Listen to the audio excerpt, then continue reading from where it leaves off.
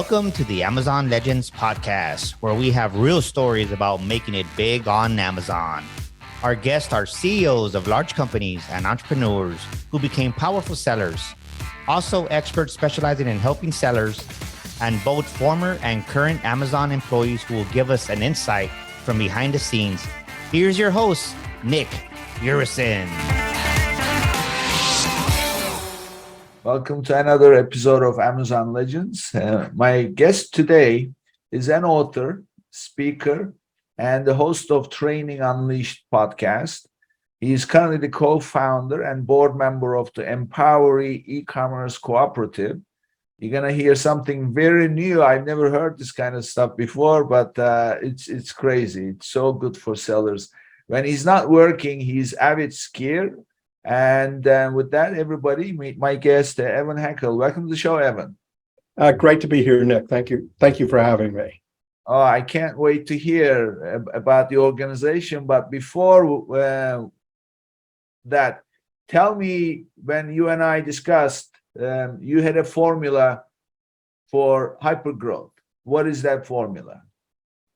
Well, the key for hypergrowth is to learn from other people's mistakes and to learn from other people's successes, and to play the game and bruise your toe and learn by trial and error is the definition of insanity in my opinion.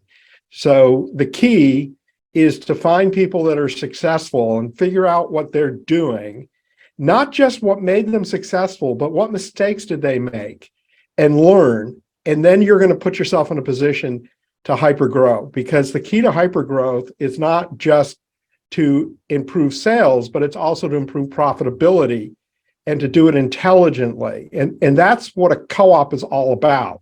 A co-op is a group of people that you can trust, that you get to know at a serious level. It's not just like a networking group.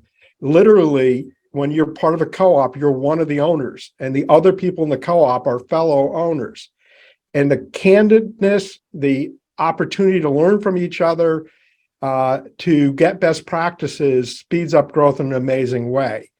To give you an idea, it's very common in the cooperative world, from my experience, for someone to increase their business in the first 2 years by 3 to 4 times when they join a co-op, because they start to learn best practices. They learn from each other, they get inspired, they become competitive in a very positive way. And that's the key to hypergrowth. So, I understand. So Empowery is a co-op. And I know that you have members that provide this.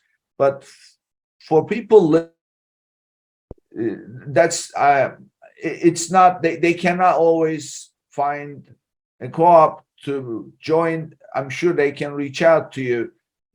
So what I have one question. Even in your co-op, this may be an issue, because this is something we found. People don't want to tell the world they failed at something.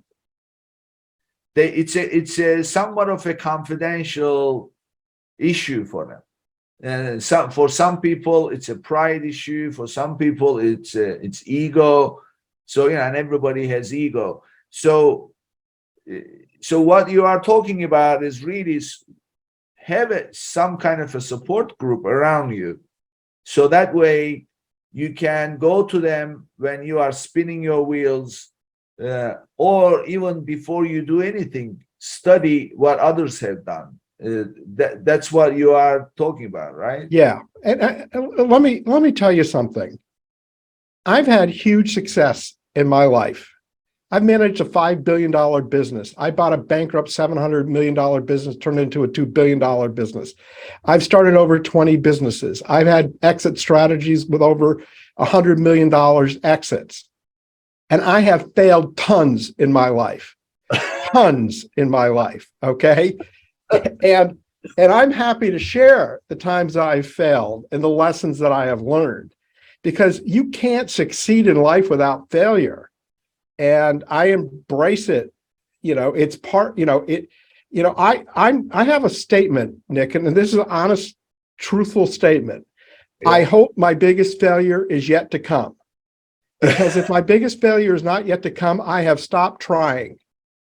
So, Evan, let me share this with you. Okay. So this is you're gonna laugh at it, and then also it's gonna make you proud.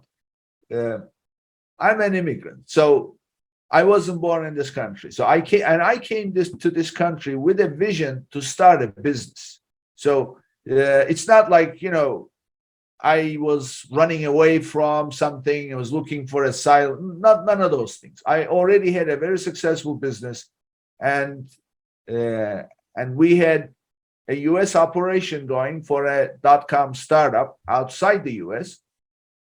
And when we sold that company, my exit put me here in the U.S. because by choice. I said, I want the rest of my life to be in the United States. Plus, I see a much better and brighter future for the internet business in the United States rather than outside. So I came here. Things turned upside down, and I ended up in $250,000 debt.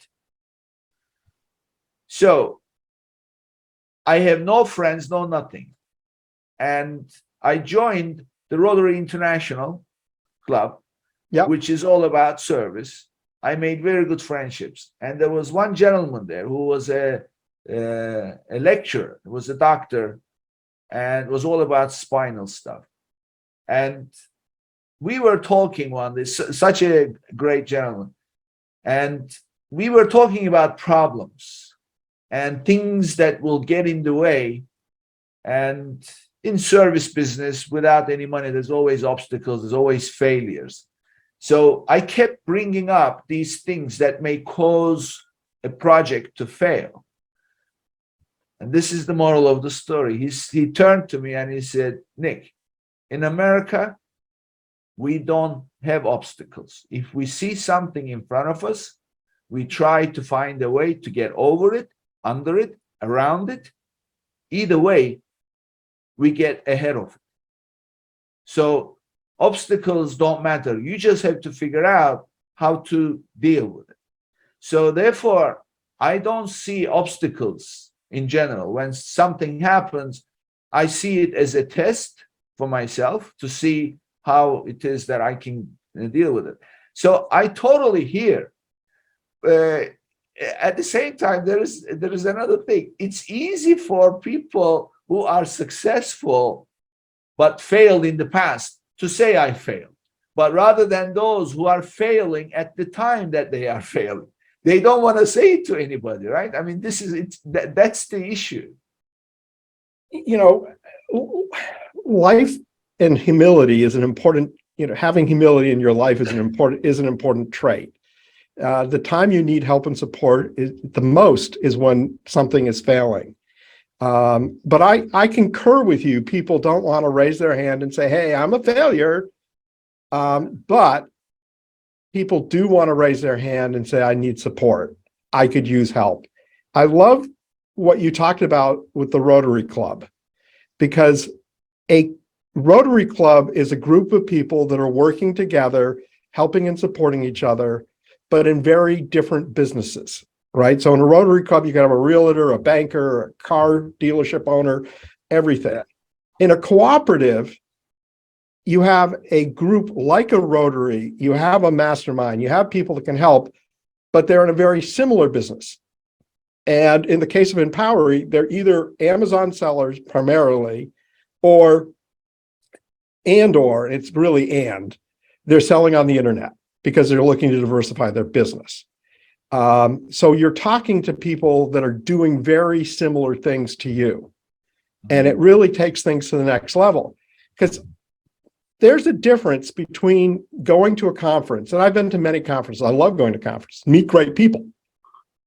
When you have relationships like a Rotary, where you're going on a consistent basis and you're really developing relationships that are much deeper, then you can have more honest, frank, and supportive conversations. Yeah. So I want to bring this conversation to our main subject of selling on Amazon, but I think it's fair to say that you really have to look at the big picture as a leader, as an entrepreneur, rather than all the moving parts and the ads and the PPCs of how you are positioning yourself as a business leader. And I think that's what you are getting at. So this becomes extra critical for Amazon sellers because it's they're always being tested by Amazon by increasing the standards, adding new features or anything like that. So there is a sellers forum that Amazon provides. You can log in and look at questions and everything. But what you are talking about goes beyond that. It's about not necessarily just on one problem that may have hit you in the face today, but in general, where is your Amazon operation going? What are some things that you are not seeing yourself that others are seeing? So in that sense, it's a very good idea to align yourself with a group of like-minded people who understand the business you are in. And that's really, at the end of the day, what you are getting at, right? And that's what co-op is doing. Well, and the other thing is the co-op has a lot of respect in the industry. So I'll give you an example. The last time I went to a co-op meeting, and by the way, we have a big one coming up in December, which I'm going to be personally at too. Our meeting was in Seattle, and we spent a whole day at Amazon as their guests. And they brought in executives from every different aspect of their Amazon marketplace to talk to us, to pick our brains, to hear what feedback we had. So the relationship that Empowery has with Amazon is a very deep and connected relationship. So there's influence that the co-op has because they have the ear of people at Amazon to listen to them and get feedback. So I think that's really important. But you hit the nail on the head.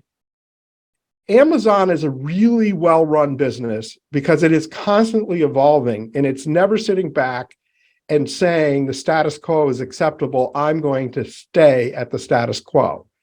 Whether you're part of Empowery, not part of Empowery, embracing change has to be your motto, because this is a dynamic marketplace where things change constantly, and you got to be on top of it. Yeah, and also, when you put people together, you have a lot more power to have your voice heard, but also have internal resources, right? So you can have shared resources that you can tap into. So this becomes a big deal. So, Evan, share with us some, because you have people listening right now who are planning on selling on Amazon. You have people who started selling, but in their early stages, and they're running into all kinds of things. And also there's the growth process, those who are going through growth. So for either one of them, can you share with us some kind of, if you like, a roadmap for a business leader to plan for in order to position themselves for growth? Okay, so I'm gonna give you a different way to think about growth and a different way to think about the future of business. Mm-hmm. So every business has a certain worth, right? Your business is worth this much money. We generally don't know what that is.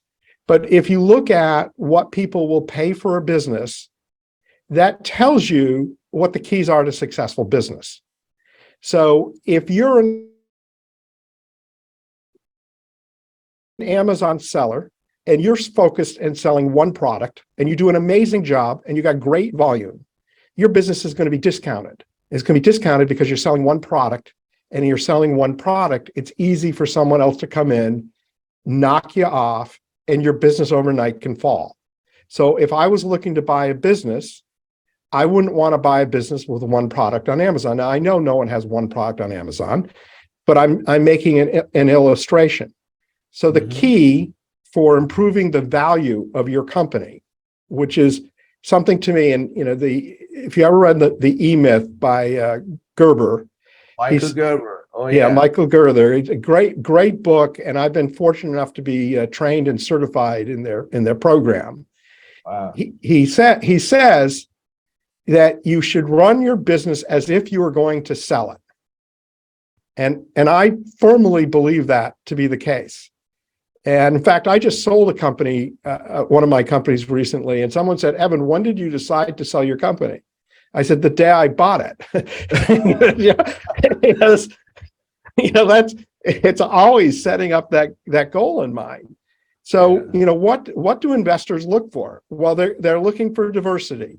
So they're looking for you to be, and for you to have more than one product category, for you to have strength in a way that it's more sustainable. They're also looking for you to have sales outside of Amazon, because something could happen and you could lose your Amazon business overnight by something beyond your control even. So having your business not just be on Amazon, but to have your own, online business and have your revenue not be 100% totally on Amazon is really important. And the problem is that when you look at Amazon, it's so easy when you know the business to say, okay, I'm going to take my time and energy. I'm going to add a little here, a little there, where you might be better off taking your time and looking to create your own income stream, be it selling on other platforms or creating your own online business, so that you're not totally dependent on just Amazon, and to So diversify yeah, what you're doing on Amazon as much as you can. yeah. So what I'm hearing is diversification has to be part of your strategy, and that means product diversity as well as channel diversity. Don't sell through multiple channels, and also don't just sell one item, but sell multiple items. Exactly. Okay, so then share with us, based on everything that you've seen, and you're running the co-op, you're seeing many sellers obviously doing things. In what order things make sense to handle? Because if you jump into too many things, it's very hard. There isn't enough money usually at the beginning. So in what order should a seller start? Yeah. First off, Amazon I'm going or to other? answer your question, but I just want to correct something. I don't day-to-day run the co-op. Steve Simonson, Amber, they run the co-op. They're great. I'm on the board of the co-op. So, and I occasionally attend some of the online meetings. I'm about to go to their Festivus event, which is in December at Sun Valley. So I don't want people to think I'm running the co-op day to day. But Right. but I definitely want to answer your question. I think that starting with Amazon is the right way for any business to go, because Amazon, first off, there are a lot of people that can help you and give you direction and mentor you and et cetera. But it's the easiest and fastest way to test a product and get a market and determine whether or not you have a great product. So if you had a product that you sourced and you found a great value, great product, I know this is a winner product, to launch it on a website first doesn't make sense, because you want to first prove it out on Amazon and then say, okay, I know I got a great product. I know the pricing is right. I can move this product, and I can buy inventory that I'm planning on selling and do it on my own marketplace and my own website. So, I mean, Amazon is one of the greatest testing petri dish places in the world, because if you understand the business, it's easy to go in there, get products in the marketplace. It's a huge marketplace. Having said that, there are a lot of people a lot better at selling on Amazon than I am. So, that's the benefit of the co-op. And what I do for a living day to day isn't sell every day on Amazon. So okay, I mean, I advocate what you suggested, because what happens is Amazon is a platform that was built not to sell products online, but it was built as a business machinery. In other words, the people working at Amazon, they have processes, they have metrics that they monitor on their own performance. So sellers are simply held to the same kind of standard. They are supposed to follow process and supposed to meet certain performance metrics. So as entrepreneurs being usually dreamers, right? So dreamers and visionaries, the discipline and process and metrics, they're not the first things in our mind. So when you start selling on Amazon, automatically you are being asked to think like a large business, establish certain disciplines and infrastructures and things like that. So I like that approach more, mainly because it teaches you how to grow a business, how to build a business that can scale. And then from that, you can migrate whatever you figure out to the website operation. So something I advocate, makes total sense. I want your take on something else, which is everybody's issue, especially in this day and age, and that's building your team. So having built so many businesses, tell us how do you go about building your team? Do you first do the things yourself, put them in place, and then hire somebody to come in and maintain it and then help make it better? Or do you just simply go looking for someone to come in and put things in place for you? Well, it's an excellent question. And I think it is a root cause of many people having their business limited because they don't trust or aren't comfortable bringing in other people. And one of the issues as an entrepreneur is that you sit back and you say, if I hire someone, I'm taking money out of my pocket, I'm paying them. And if I'm going to pay them well, it's a lot of money, and I don't want to part with that money. But you have to really think about hiring as an investment. So if I was running an Amazon business or any business, I want to understand as the leader how every function works. But I'm not going to be necessarily the person that's going to develop the procedures and the processes. It's going to be somebody that knows and has greater expertise.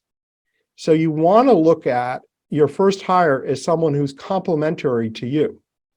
So if you're really good at sourcing product, finding product, pricing product, marketing product, then you probably need somebody who's really good on supply chain, detail-oriented, who can be taking a lot of the burden off you so you can spend more time doing what you do best.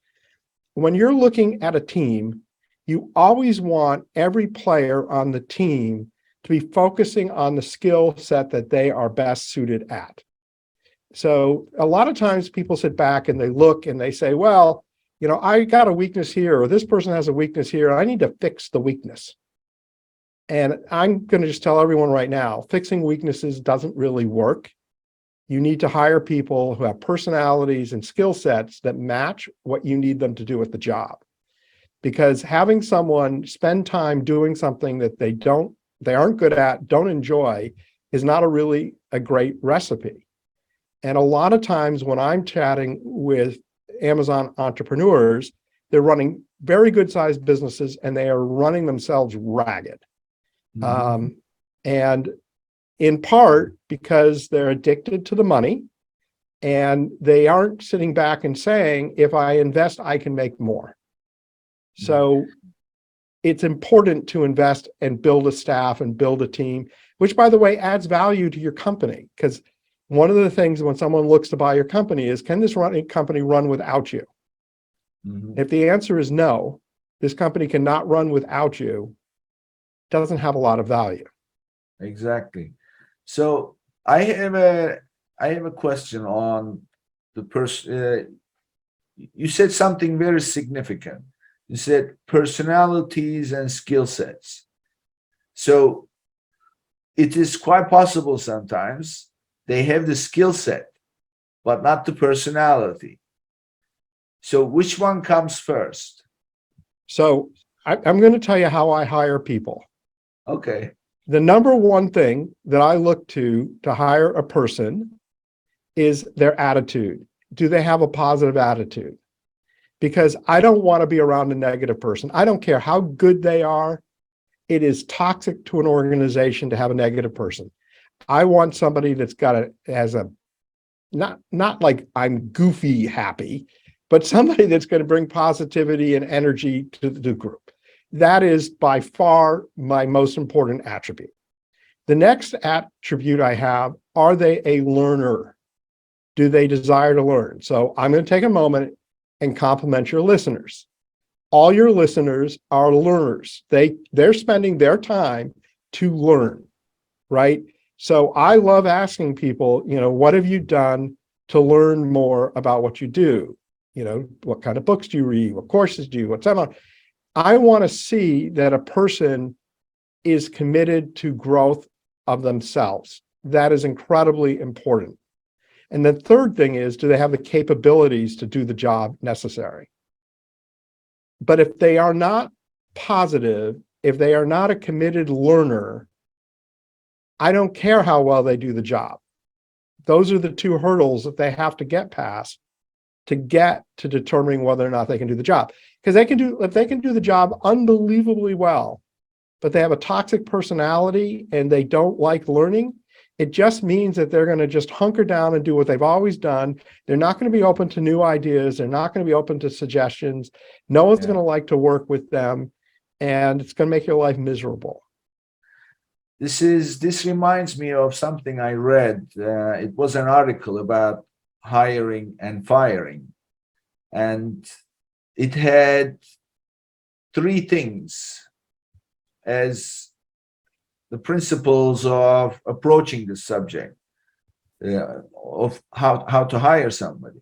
It says, when we are hiring, first we ask the person, do you know how to do the job that we are offering?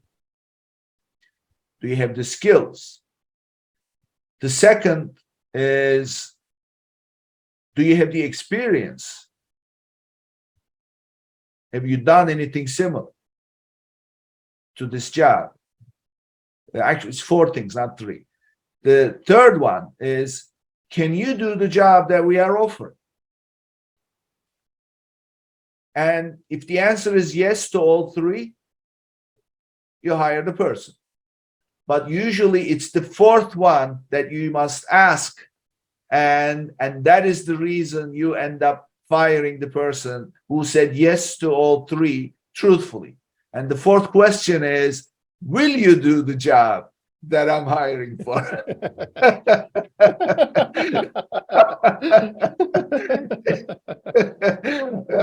I mean, this is classic. It brings back to the attitude, right? So you may have the experience, you may have the skill sets, and you may be perfectly capable of doing the job.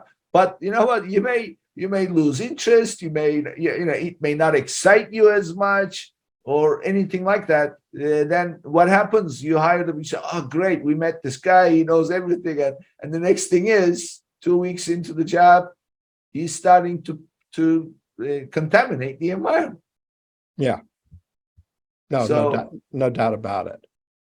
So there is one more element I discovered, and this kind of brings it to a philosophical question when you're making key decisions, and that is, does the person have the capacity to grow?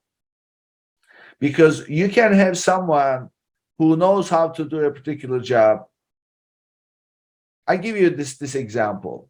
I hired this guy. He came, we were looking for a fulfillment person just for packing stuff. And this guy was an ex-convict. And it was well after, his time, but nevertheless, I mean, you know how it is. There are certain laws and blah, blah, and they have restrictions. So in a course, a workshop, I had learned that it's okay to hire people who serve time. You just need to ask them what they've done to do the time and compare that to the kind of work that you are offering. For example, if you are offering somebody to work in a warehouse and then they serve time before theft, you don't want to hire the guy. But if it's something totally unrelated, like a disagreement and whatever, and then something happened, and that's different. So this guy was totally different, and in fact, it was very unfair that he spent 10 months. So we hired him as a packer. This guy grew up to be my fulfillment manager. He had no idea how to use a computer, and we taught him everything. And he would stay, I'm in New York City. We were in Long Island, and which is just outside New York City, about 30 miles. And he lived in the Bronx, which public transport, it took him 2.5 hours to get to work. He was there before everybody else. So I invested in him, and I thought he had the capacity. So the philosophical question is, what if you have someone who has the right attitude, is doing a good job, clearly has the skills, and he has limited capacity, and you get to a point in the company, he has to take on more, and he's just spinning his wheels. What is the right decision? Well, you're asking a simple question that's much more complex, because my feeling would be that I just need to hire somebody else to take that other role, but keep the person that's doing that great job. That would be my inclination. It's interesting. One of the biggest arguments I had with my father was he always wanted to hire people that he could see them moving up. And I'm like, it's totally fine to have somebody that's in a position that's perfectly happy doing that job, who's excellent at it, that doesn't desire a promotion, right? It's totally fine to have a person that's the right fit, that doesn't, if they're willing to learn, get better at what they do, they have a good attitude, they do a great job, keep that person. Now bring in somebody else, do the thing that you need to have done that person doesn't have the skill set to do. Or outsource part of that. Let's just say, for the sake of argument, this person's involved in your accounting, and you now need to bring in somebody who's, maybe more at a CPA level or something. Well, outsource the CPA to do that part of the job. Yeah. Well, you know what? I had this situation. It happened with me when I was, as an Amazon seller, I was growing the operation. So when I say I was growing the operation, I hired this guy, and he started right at almost at the beginning. We were doing like 10, 15 orders a day. It's nothing big deal. And there's nobody else in the company, just me. And I needed help because I knew that I was going to do things, and this was not going to be the case where I'm doing everything. So I hired him. He came recommended. So everything was good. Great attitude, sense of humor, and also he knew the business. He knew the actual business itself. So anyway, 2 years later, I figured out how to grow and raise money, move the company to build a distribution center. We did it together. Loaded trucks with furniture. I would buy, secondhand furniture, go buy it for like $300, and then rent a U-Haul truck for $150. And then, instead of spending thousands. So put everything together, created the whole floor plan and everything. And this guy he would make himself coffee at 6:00. And I would say, what are you doing? I would always go home late anyway. And said, well, I've got things to do. and he would go home like 7:30, 8 o'clock. He was married. He had a kid. Didn't matter. He was dedicated. So anyway, then we figured out the secret sauce of how to grow, and it was technology. And then we go from at that point we were doing 50, 60 orders a day. Suddenly it jumps to a few hundred orders a day, and then it jumps to 1,000 orders a day. So I'm hiring people. We've got systems. Everything is scaling nicely. And he started spinning his wheels. He was not native English speaking person, so he was struggling with language, for starters, to deal with his colleagues. And then, of course, as I hired people, I was testing to see how they were with skills, and they were good. So they were coming in. So what happened? This guy, because he had limited capacity, and it was just too much for him. And he started to turn negative, starting arguments and everything else. So I had no choice but to actually say sorry. And for me, what really made it very clear for me was, as it happens, I attended a round table, very intimate, like 20 people, and the person who was there was a gentleman by the name of Doug Tatum. He was a CPA, but he's basically an investor, and he built a CFO organization, and his clients were like CIA and big institutions, so big bucks. And he wrote a book called Too Big to Be Small and Too Small to Be Big. Yeah. And I'm sure you're very familiar with the concept, right? Very familiar with the concept. So he had a model. He said, when you are growing, you have to apply the 4M principle. You have to transition out of 4Ms: management, marketing, money, and one more thing. I forget. Management, marketing, money.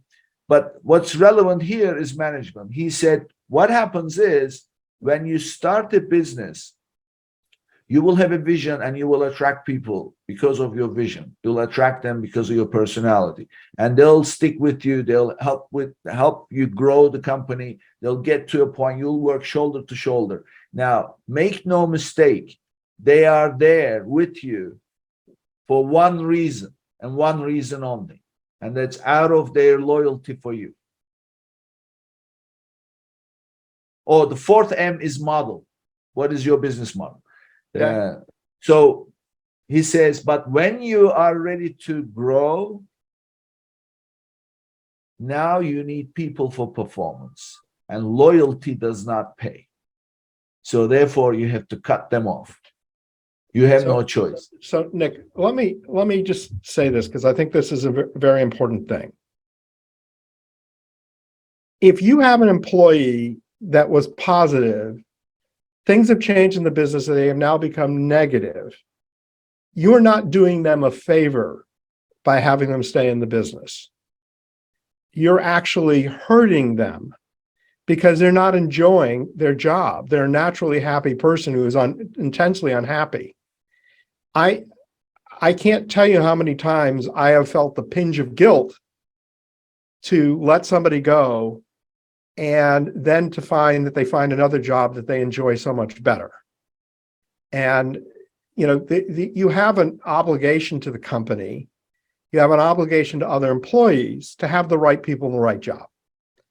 And the key is just simply to treat somebody who you let go fairly. You know, don't just walk them to the door and say, this is your last day of work and we're not, you know, give them proper severance, give them the appropriate reference. But you've got to make the right decision for the business. There's, Yeah, I mean it's tough because when somebody has been with you for a long time, because it's they're making, of course, they're not happy, but you know how it is. Happiness becomes luxury when you have bills to pay, you have a mortgage, your wife, kids, and everything, and suddenly, as the business owner, you're responsible suddenly to cut them off their income stream, and it's a tough decision. But I mean, I totally agree with you. I've lived through it. You have to make the call. I guess for business leaders, it must be one of the hardest things to do. yeah. You know who the hardest person is to fire? Yes, well, tell me. Yourself. Not serious. In all seriousness, people that are really good entrepreneurs who are really good at launching and starting businesses are rarely really good at managing businesses at scale. They are very distinctly different skill sets.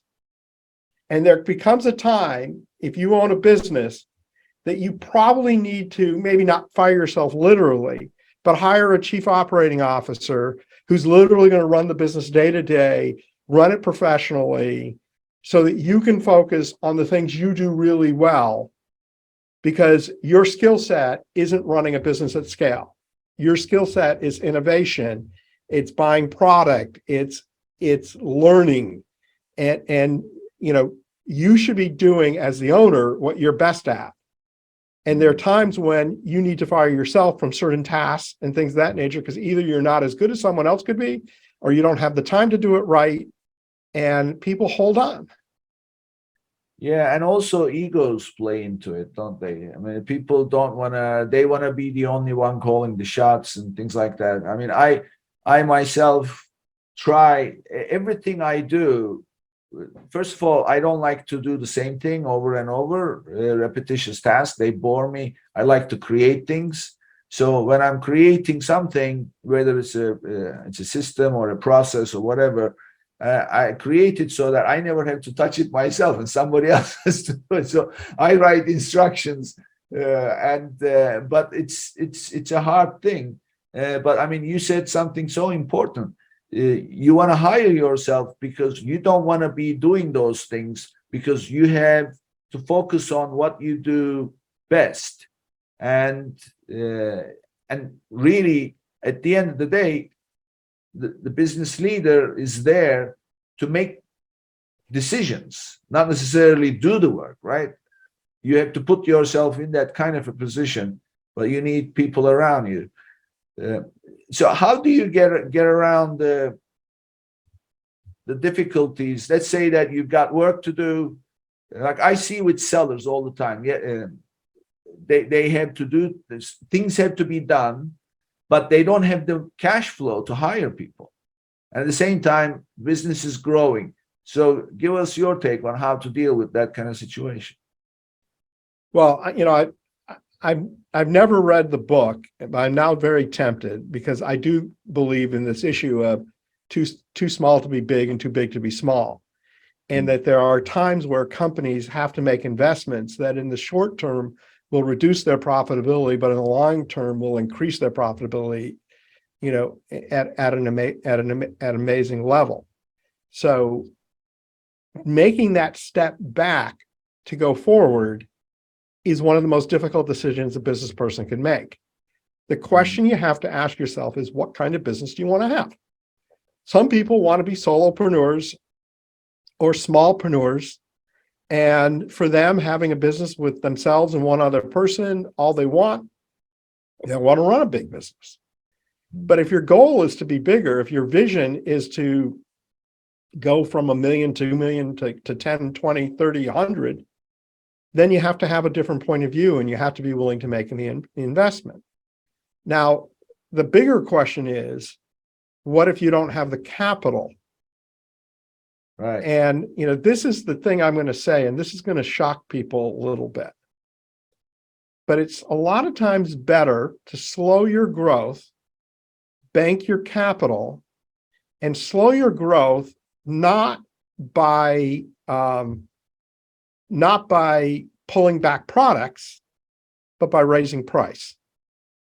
Because what happens when you raise price is you will achieve slower growth, which you perhaps can't afford. So you can't afford to buy the inventory that you need for sales. Well, if you raise your price, you're going to make more profit per sale, but you're going to have fewer sales and your capital needs are going to be less. So if you don't have the capital, a lot of times the best thing to do is to raise margin, improve profitability so that you can invest to grow your business later. Well, I mean, this. Have you ever had anyone on your show say that, by the way? Well, ironically, we're recording this at the end of October 2022. So we had an episode come out by a gentleman called Gianmarco Melli. And he touched the same kind of concept, but his approach was totally different. His approach was about building a brand. And he said, if you're building a brand, don't try to compete with lower priced items. Instead,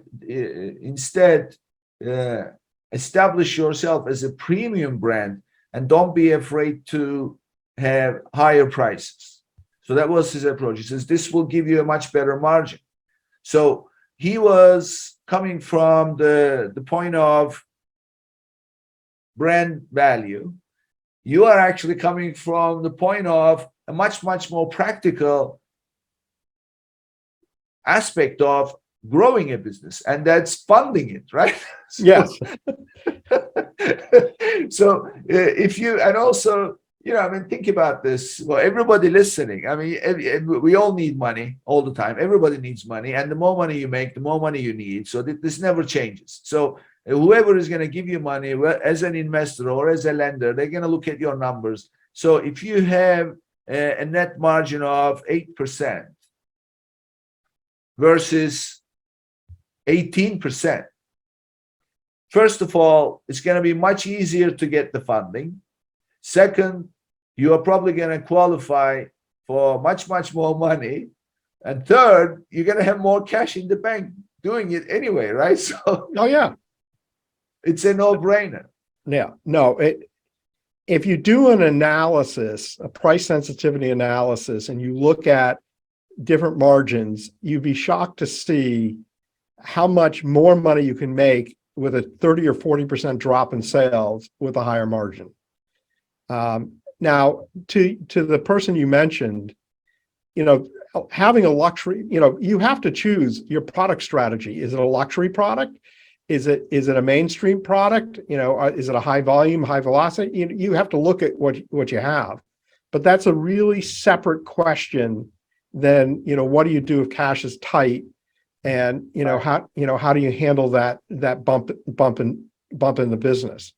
Yeah. Amazon is a tough marketplace to sell differentiated, higher end product that isn't already pre-existingly identified, right? So if you have a brand, bigger companies have, and that brand is, very well known, putting it on Amazon, you can achieve a higher margin. No one's going to argue that. But a lot of times people won't even see your product if you're trying to create a high-end brand on Amazon. And I'm sure it can be done. I am no doubt it can be done. I don't know how to do it. But I bet my friends at Empowery know how to do it. Yeah. Oh, yeah. I mean, there are many ways. It's all about aligning yourself with the keywords and your audience.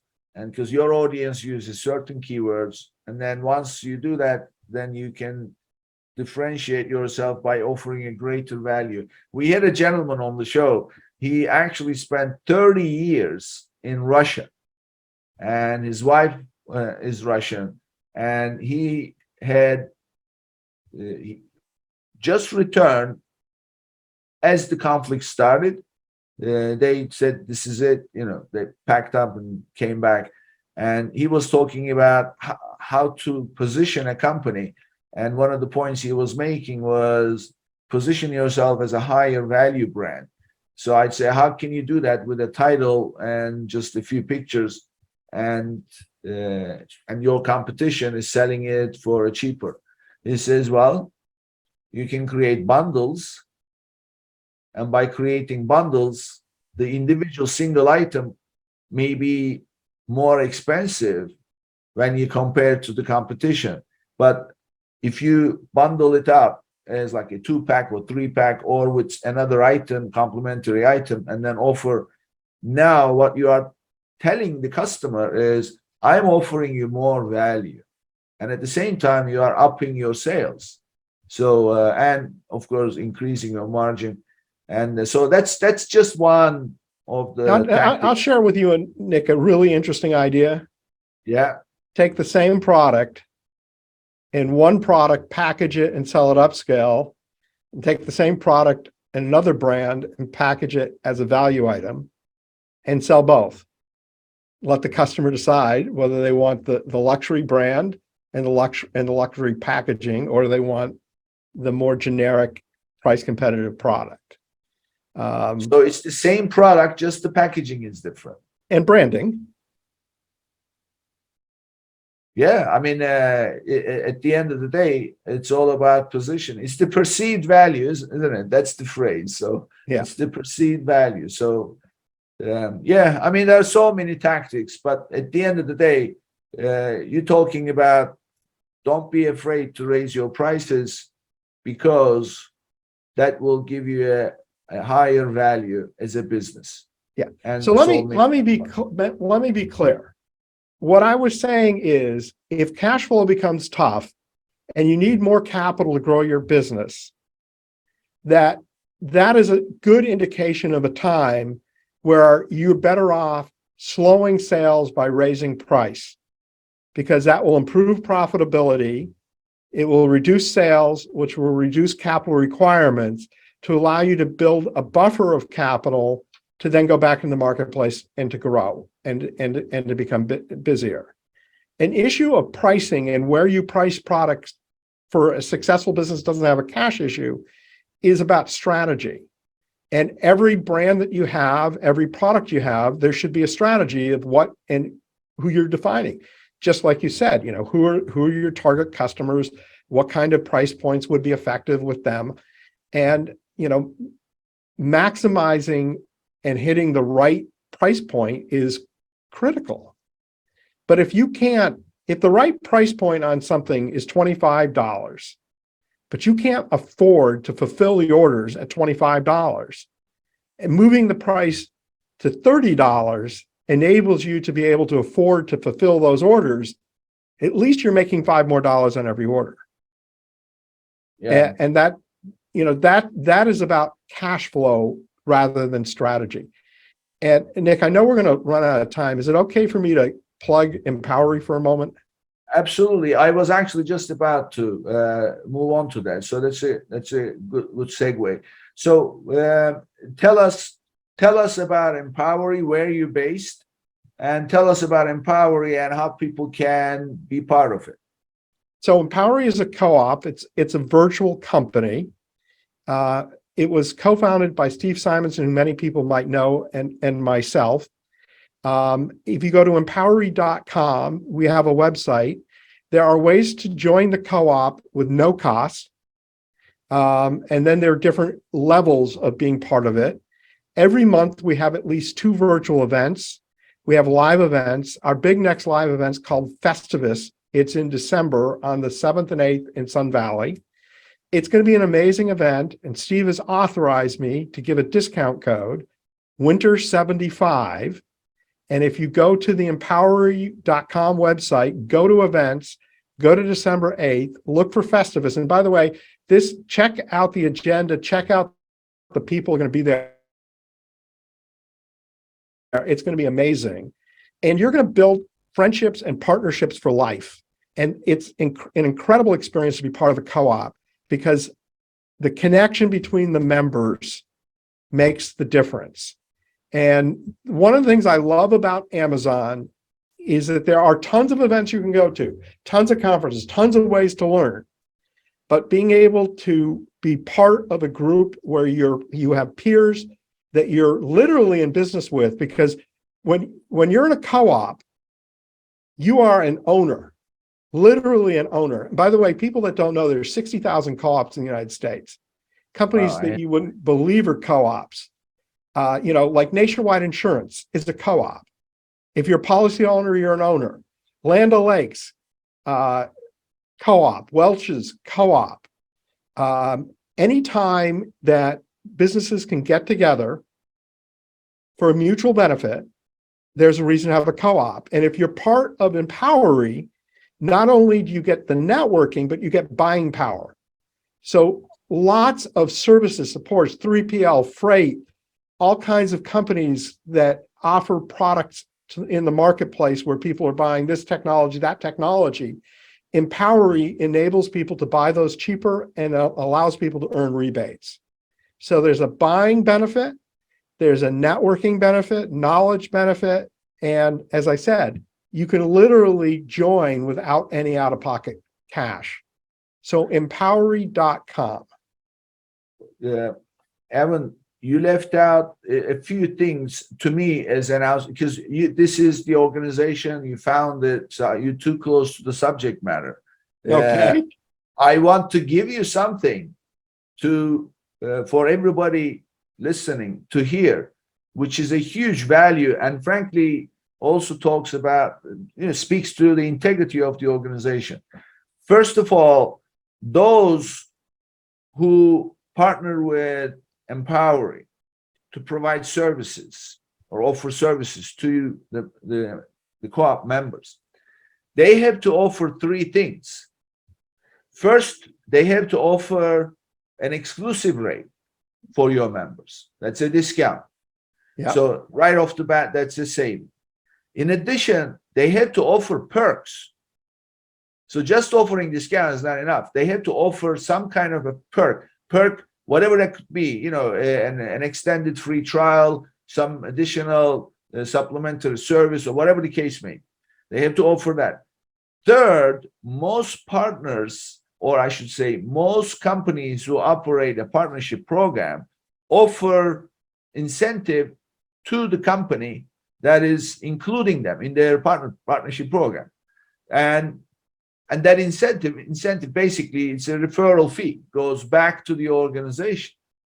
So Empowery receives any incentive. If it receives an incentive, actually pays it back to the members. Exactly. So, I mean, you have to mention these. So valuable for anybody. Yeah. So these are just cash savings right off the bat with perks that you're receiving that otherwise not available. In addition, the events you have, there is live connection among the members. There's a community, live community, and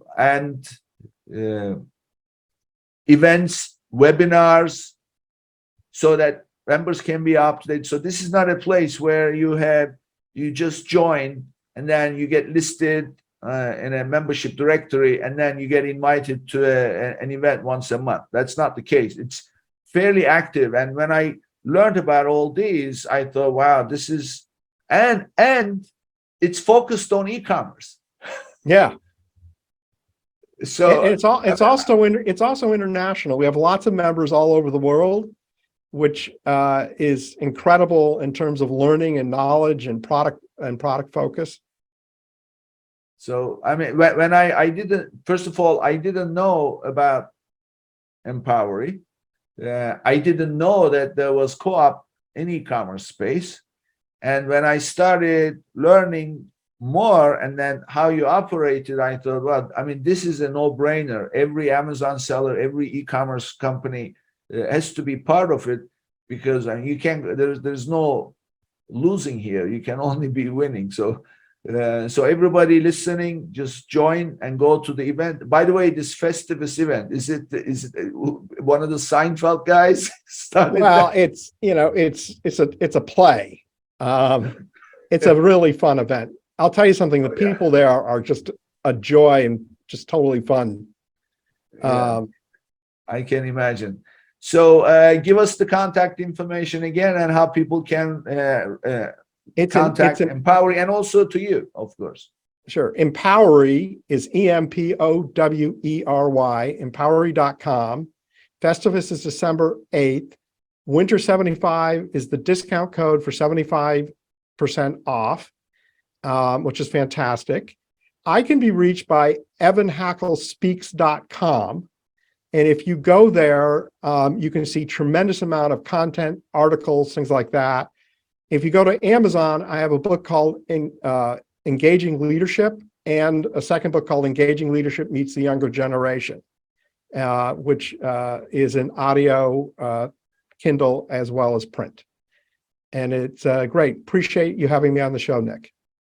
Great. Thank you, Evan. This was great. We did not talk Amazon as moving parts, but we talked building a business, creating value, and maintaining your sanity as a business leader against all odds. And thank you, Evan. Thank you. This was great. It was my pleasure. Take care. Bye-bye. Right. And this brings us to the end of another episode, and I'll see you on the next one.